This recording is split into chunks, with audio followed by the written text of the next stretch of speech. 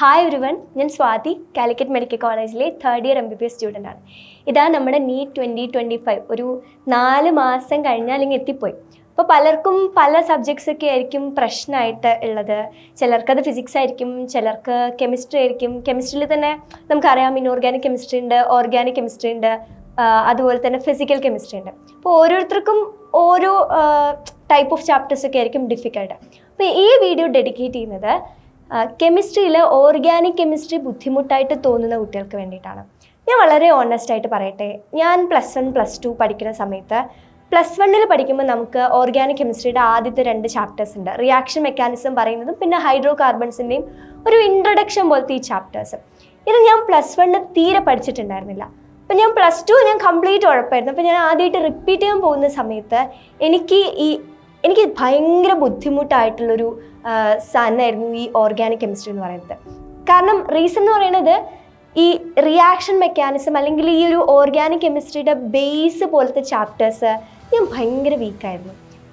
പക്ഷേ വേറെ കാര്യം പറയുകയാണെങ്കിൽ ഇപ്പോൾ എൻ്റെ ഫ്രണ്ട്സിനൊക്കെ എടുത്ത് നോക്കുകയാണെങ്കിൽ മീൻസ് റൂംമേറ്റ്സിലൊക്കെ അവർക്കൊക്കെ ഓർഗാനിക് കെമിസ്ട്രി ഭയങ്കര ഇഷ്ടമായിരുന്നു. അപ്പോൾ അവർ പറയും ഓർഗാനിക് കെമിസ്ട്രി ഭയങ്കര ഈസി അല്ലേ, നല്ല സുഖമല്ലേ പഠിക്കാൻ, അങ്ങനെയൊക്കെ. അപ്പോൾ നിങ്ങൾ ഓർഗാനിക് കെമിസ്ട്രി ആയിട്ട് സ്ട്രഗിൾ ചെയ്യുന്ന ആളാണെങ്കിൽ എനിക്ക് നിങ്ങളുടെ അടുത്ത് പറയാനുള്ള ഏറ്റവും ഇമ്പോർട്ടൻ്റ് ആയിട്ടുള്ള കാര്യം, നിങ്ങൾക്ക് അങ്ങനെ സ്ട്രഗിൾ വരുന്നതിൻ്റെ ഒരു റീസൺ ഒരു പക്ഷേ നിങ്ങളുടെ ബേസ് സ്ട്രോങ് അല്ലാത്തത് കൊണ്ടായിരിക്കും. അപ്പോൾ നിങ്ങൾ ഓർഗാനിക് കെമിസ്ട്രി ബുദ്ധിമുട്ട് വരുന്നുണ്ടെങ്കിൽ ആദ്യം ചെയ്യേണ്ട കാര്യം +1 റിയാക്ഷൻ മെക്കാനിസം ചാപ്റ്റർ പോയിട്ട് പക്കാ പഠിക്കുക എന്നുള്ളതാണ്. കാരണം അത് ഭയങ്കര ഇമ്പോർട്ടൻ്റ് ആണ്. ആ റിയാക്ഷൻ മെക്കാനിസം അത് ഒരുപക്ഷെ NCERT ടെക്സ്റ്റ് ബുക്കിൽ ഇല്ലാത്ത കുറച്ച് സാധനങ്ങളൊക്കെ നിങ്ങൾക്ക് നിങ്ങളുടെ കോച്ചിങ് സെൻറ്ററിൽ നിന്ന് പഠിപ്പിച്ചു തരുന്നുണ്ടാവും. പക്ഷെ അതൊക്കെ നിങ്ങൾ പഠിച്ചോ, കുഴപ്പമില്ല. കാരണം ആ ഒരു കോൺസെപ്റ്റ്സ് പക്കാ ക്ലിയർ ആയാൽ മാത്രമാണ് നമുക്ക് +2 വരുന്ന ബാക്കി ഓർഗാനിക് കെമിസ്ട്രി ചാപ്റ്റേഴ്സ് ഒരു സ്മൂത്ത് വേയിൽ നമുക്ക് പഠിച്ചു പോകാൻ പറ്റുള്ളൂ.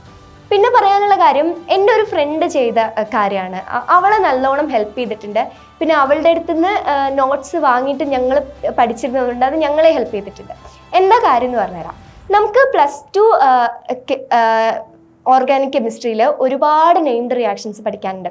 അപ്പം എല്ലാം ഏകദേശം ഒരേപോലത്തെ ടൈപ്പൊക്കെ ആയിരിക്കും. എന്തെങ്കിലും ഒരു ഇൻ്റർമീഡിയറ്റോ അല്ലെങ്കിൽ എന്തെങ്കിലും ഒരു റിയാക്റ്റൻ്റൊക്കെ മാറുന്നതൊക്കെ ആയിരിക്കും. അപ്പോൾ ഇതൊക്കെ പഠിച്ചു വെക്കാൻ ഭയങ്കര ബുദ്ധിമുട്ടായിരിക്കും. അപ്പോൾ അവൾ ചെയ്തൊരു കാര്യം എന്ന് പറയുന്നത് ഈ ഓർഗാനിക് കെമിസ്ട്രിയിലുള്ള എല്ലാ ചാപ്റ്റേഴ്സും ഒരു ദിവസത്തിലിരുന്ന് പഠിക്കാമെന്ന് വിചാരിച്ചു. അതായത് +1 +2 ഉള്ളതുമായിട്ടുള്ള എല്ലാ ചാപ്റ്റേഴ്സും ഒരു ദിവസം ഇരുന്ന് 8 9 ചാപ്റ്റേഴ്സ് എങ്ങനെ ഉണ്ടായിരുന്നു, ഇപ്പം കട്ട് ചെയ്തിട്ട് എത്രയാണെന്ന് എനിക്കറിയില്ല. എന്നാലും നിങ്ങൾക്കുള്ള ചാപ്റ്റേഴ്സ് പറ്റുമെങ്കിൽ ഒരു ദിവസം എല്ലാം കൂടെ ഒന്നിച്ച് പഠിക്കാൻ നോക്കാം. അപ്പോൾ നിങ്ങൾക്ക് കുറച്ചുകൂടെ ആ കോൺസെപ്റ്റ്സ് ഒക്കെ ഒന്ന് ക്ലിയർ ആയിട്ട് വരാൻ ഹെൽപ്പ് ചെയ്യും. പിന്നെയെന്ന് വെച്ചാൽ ഈ എല്ലാ നെയിംഡ് റിയാക്ഷൻസും നിങ്ങൾക്ക് പഠിക്കാനുള്ള റിയാക്ഷൻസൊക്കെ ഒരു 2-3 A4 പേപ്പറിൽ എഴുതി വെക്കുക. കൂടിപ്പോയ ഒരു 100 അല്ലെങ്കിൽ 110 ഒക്കെ വരുള്ളൂ. അപ്പോൾ ഇതെല്ലാം ഒന്നിച്ച് എഴുതി വെച്ചിട്ട് അത് നിങ്ങൾ ഇടയ്ക്കിടയ്ക്ക് റിവൈസ് ചെയ്യുകയാണെങ്കിൽ ഈ ഓർമ്മ നിൽക്കാത്ത പ്രശ്നം ഒരു പരിധിവരെ നമുക്ക് മാറ്റാൻ പറ്റും. അതായത് നിങ്ങൾ ഓർഗാനിക് കെമിസ്ട്രിക്ക് ഷോർട്ട് നോട്ട്സ് എഴുതിയിട്ടുള്ള ആളാണെങ്കിൽ പിന്നെ ഇത് എഴുതേണ്ട ആവശ്യമില്ല. ആ ഷോർട്ട് നോട്ട്സിൽ ഇതൊക്കെ ഇൻക്ലൂഡഡ് ആയിരിക്കും. എന്നാൽ ഷോർട്ട് നോട്ട്സ് ഒന്നും ഉണ്ടാക്കിയിട്ടില്ല, ഇങ്ങനൊരു റിയാക്ഷൻസ് ഒക്കെ എഴുതിക്കൊണ്ടൊരു പേജസ് ക്രിയേറ്റ് ചെയ്യണമെന്ന് ആഗ്രഹം ഉണ്ടെങ്കിൽ അത് എഴുതിയാൽ നല്ല ഹെൽപ്ഫുൾ ആയിരിക്കും. പിന്നെ എന്താ പറയുക, ഓർഗാനിക് കെമിസ്ട്രിക്ക് നിങ്ങളുടെ NCERT ടെക്സ്റ്റ് ബുക്ക് ഭയങ്കര ഇമ്പോർട്ടൻ്റ് ആണ്. And you have to do a lot of questions. നമ്മൾ എത്ര ക്വസ്റ്റ്യൻസ് പ്രാക്ടീസ് ചെയ്യുന്നോ അത്രയും നിങ്ങൾക്കുള്ള ആ ഒരു എക്സ്പെർട്ടൈസും അതുപോലെ തന്നെ നിങ്ങളുടെ സ്പീഡ്, ആക്യുറസി, ഈ കാര്യങ്ങളൊക്കെ ഇമ്പ്രൂവ് ചെയ്യുന്നതായിരിക്കും. അപ്പം എൻ്റെ മക്കൾ നന്നായിട്ട് പഠിക്കുന്നു വിശ്വസിക്കുന്നു. നമ്മുടെ നീറ്റ് 2025 ഇനിയും എത്രയോ ദിവസങ്ങൾ, ആക്ച്വലി ഓൾമോസ്റ്റ് 100+ ഡേയ്സ് ബാക്കിയുണ്ട്. ഇപ്പോഴുള്ള മാർക്സിനെ കുറിച്ച് ഒന്നും ആലോചിച്ച് ബോധരാവൊന്നും വേണ്ട. It is possible and we will do it together. നന്നായിട്ട് പഠിക്കട്ടോ. അപ്പോൾ ഓൾ ദി ബെസ്റ്റ്. ബൈ.